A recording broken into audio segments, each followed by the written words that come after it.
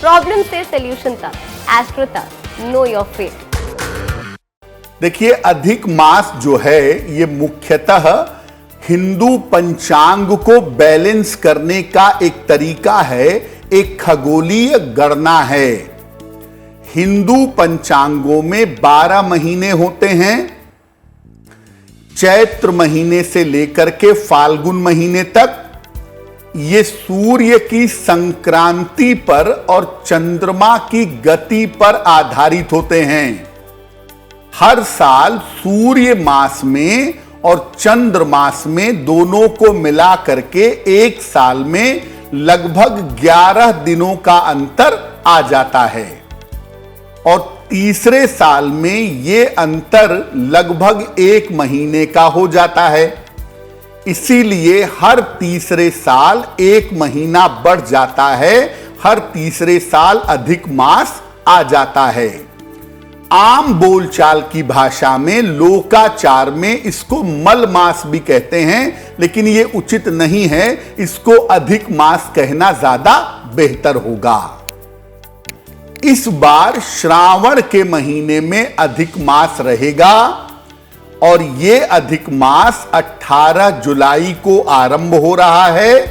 18 जुलाई से 16 अगस्त तक यह अधिक मास चलेगा। अधिक मास हिंदू मान्यताओं के अनुसार बहुत ज्यादा पवित्र महीना है और इस महीने में पूजा, साधना, उपासना विशेष कल्याणकारी मानी जाती है। इसीलिए अधिक मास के एक एक दिन का सही इस्तेमाल करना आपके लिए लाभकारी होगा। तो अधिक मास आता क्यों है, यह बात आपने समझ ली। शास्त्र क्या कहते हैं अधिक मास के बारे में, इसकी महिमा क्या है? देखिए, पहले के समय में अधिक मास को पहले बहुत अशुभ मानते थे कि यह महीना बहुत ज्यादा बुरा है, बहुत ज्यादा खराब है। बाद में श्री हरि ने, भगवान विष्णु ने इस महीने को अपना नाम दे दिया और कह दिया कि यह महीना सर्वाधिक पवित्र होगा। इस महीने में मैं स्वयं रहूंगा, इस महीने का स्वामी मैं रहूंगा। तब से अधिक मास का नाम पुरुषोत्तम मास हो गया। इस महीने में भगवान विष्णु के सारे गुण पाए जाते हैं, इसलिए इस महीने में धर्म कार्य करने के उत्तम परिणाम मिलते हैं। अगर आप धार्मिक कार्य करते हैं, पूजा उपासना करते हैं, ध्यान करते हैं, दान करते हैं, तो अधिक मास में ये तमाम काम बड़े शुभ होते हैं, बड़े मंगलकारी होते हैं।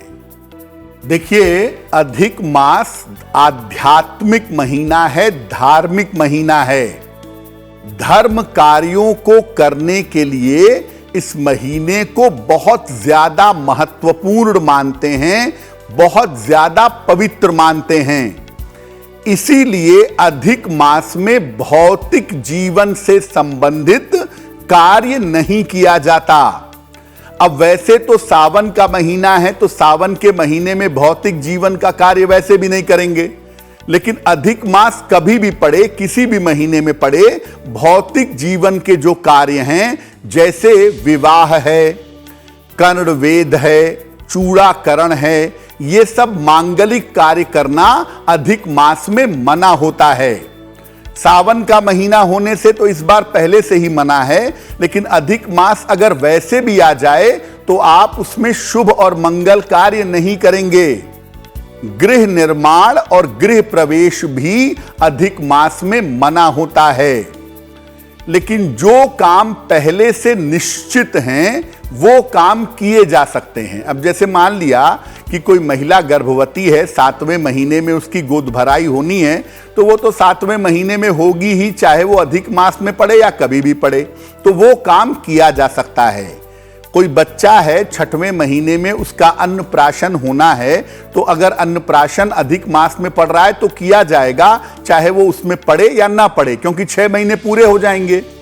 तो जो काम निश्चित समय पर होते हैं वो काम किए जा सकते हैं।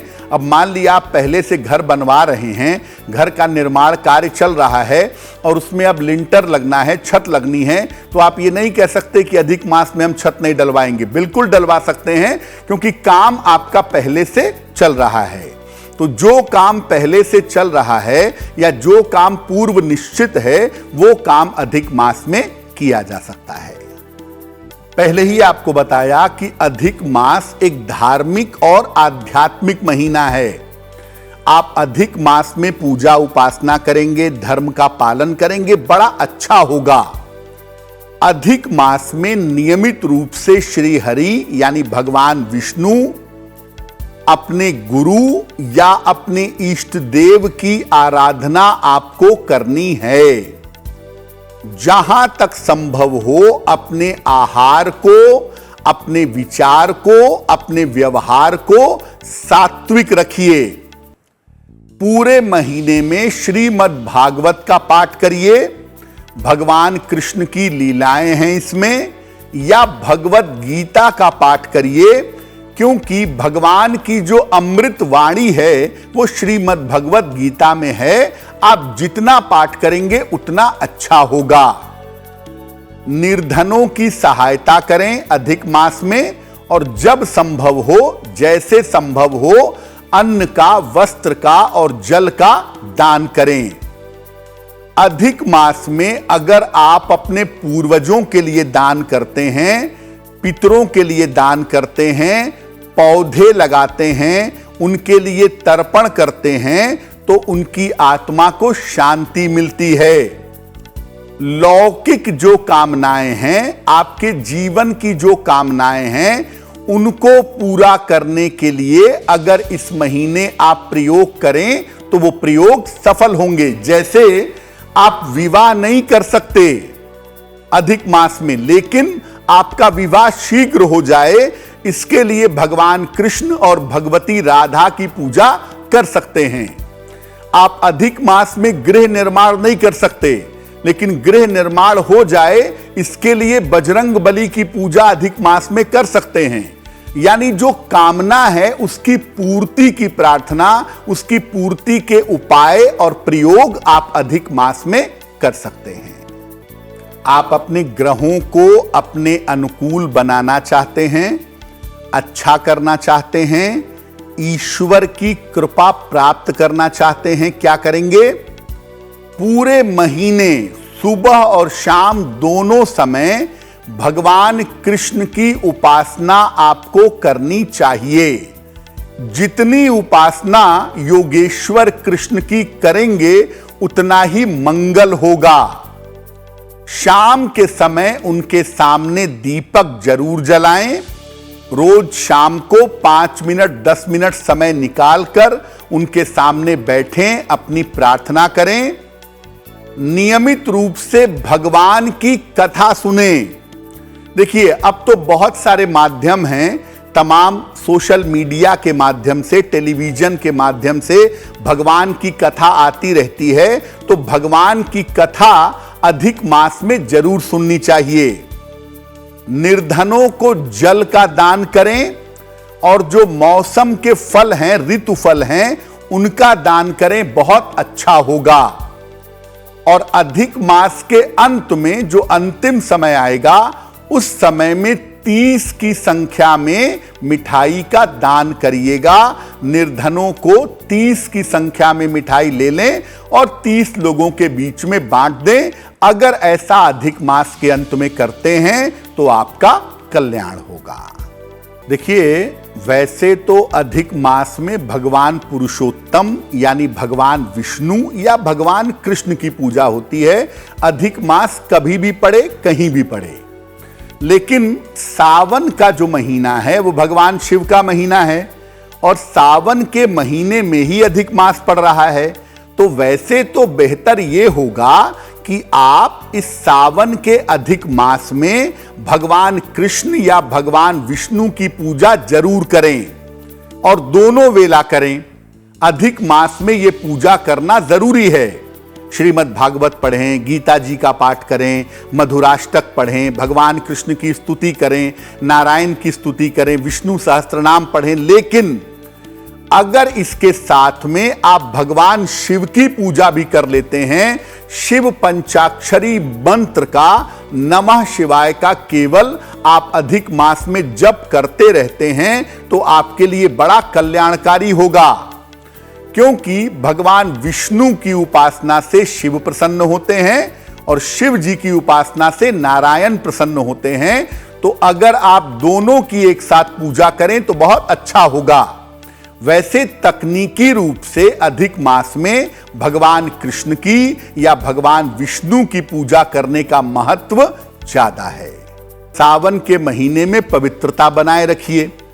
अधिक मास सावन से एक कदम और आगे है पवित्रता के दृष्टिकोण से। अधिक मास को तो नारायण ने कह ही दिया कि ये महीना मैं स्वयं हूं, तो इसकी पवित्रता एक कदम और ज्यादा है। तो अधिक मास में तो जो वैष्णव मत के मानने वाले हैं, जो नारायण के, भगवान विष्णु के भक्त हैं, भगवान कृष्ण के भक्त हैं, वो अधिक मास में प्याज लहसुन आदि का सेवन भी नहीं करते हैं और करना भी नहीं चाहिए। लेकिन सामान्यतः मैं ये कहूंगा कि अधिक मास में भी आप मांस मदिरा का प्रयोग मत करिएगा। संभव हो तो प्याज लहसुन का भी परित्याग करिए। नियमित रूप से गीता जी का पाठ जरूर करिएगा। अगर आप रोज भगवत गीता नहीं पढ़ पाते तो आपको जब भी मौका मिलता है आप गीता जी के 11वें अध्याय का पाठ करिए, आपके लिए बड़ा सुंदर होगा। और अधिक मास में किसी भी कृष्ण जी के मंदिर में जाके या नारायण के मंदिर में जाके उनका दर्शन कर लीजिएगा, आपका कल्याण निश्चित रूप से होगा।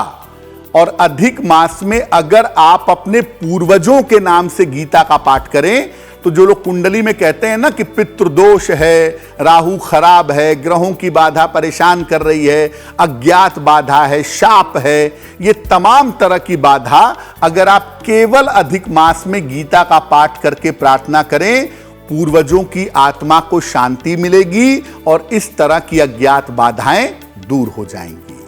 एस्ट्रो तक ऐप पर आपको मिलेगा भविष्य से जुड़े हर सवाल का जवाब। डाउनलोड कीजिए एस्ट्रो तक ऐप और चुटकी में जुड़िए इंडिया के बेस्ट एस्ट्रोलॉजर से।